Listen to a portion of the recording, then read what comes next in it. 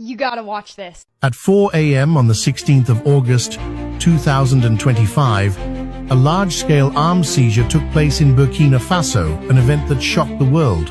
In this special operation, led directly by President Ibrahim Traoré, the government intercepted 57 trucks loaded with military weapons and ammunition. The discovery left everyone asking, who were these weapons for? And who is pulling the strings behind it? The bust happened in the Canary region, near the border with Togo. During a routine patrol, border guards spotted something unusual, a long convoy moving slowly along the border late at night, at an hour when the area is normally silent. The convoy's size and strange timing immediately raised red flags. Captain Moussa Kabore, the border commander, quickly alerted senior officials. Initial intelligence suggested the trucks were carrying humanitarian aid, but something felt wrong. Who delivers aid shipments at midnight? And why take back roads instead of the main route? President Traoré didn't hesitate. Realizing the danger, he called Special Forces Commander, General Ibrahim Zerbo, and issued a clear but cautious order. Intercept that convoy, but be careful. This could be more than just smuggling. The Special Forces moved swiftly, setting up a covert ambush along the convoy's route. Drones and helicopters tracked the trucks from above. At 4 a.m., the operation began. The road was blocked just as the convoy arrived. Taken by surprise, the drivers tried to escape, but within minutes, they were captured. When the first truck was opened, the team was stunned. Beneath sacks disguised as aid supplies were AK-47 second, M16 second, rocket launchers, grenades, everything you would expect in a full military arsenal, and every truck was the same.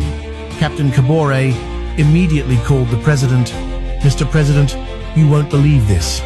These trucks are packed with enough weapons to equip an entire army. Calme but resolute, President Traoré replied, secure everything, do not lose a single bullet, and make those drivers talk. We must know who is behind this. Someone is preparing for war in Burkina Faso. The scale of the operation and the sheer amount of firepower involved prove this is no small-time smuggling ring. The question now is, who is planning what and why? The investigation unfolds. The captured driver, Marc-Antoine Zongo, was the first to break. Shaking with fear, he finally spoke. They told us we were hauling agricultural machine parts. We were to drop them off at a warehouse in Togo, and from there, they would be shipped overseas. But as investigators dug deeper, the story unraveled. What came to light was staggering. Most of the drivers truly had no idea what they were transporting. But the organizers, they knew exactly what they were doing. Each truck had been dispatched from a different location, at different times, using different routes. They only joined up just before crossing the border, a deliberate move to avoid suspicion. By the second day, investigators uncovered even more disturbing details. Burkina Faso's intelligence team managed to recover partial serial numbers on the weapons, even though many had been filed off. Using advanced forensic technology, they traced the weapons to surprising sources. Some were leftovers from the Libyan civil war. Others had been used in Yemen, and some were brand new, straight from the factory, never fired once. The total value of the haul, over $700 million. That raised the most pressing question, who had the kind of money to fund this, and what were they planning? President Ibrahim Traoré immediately called an emergency meeting of the National Security Council.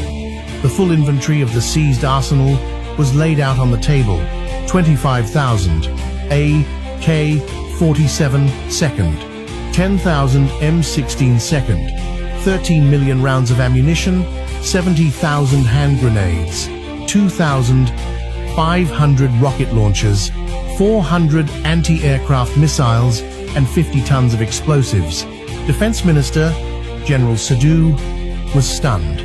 This isn't just a shipment, he said.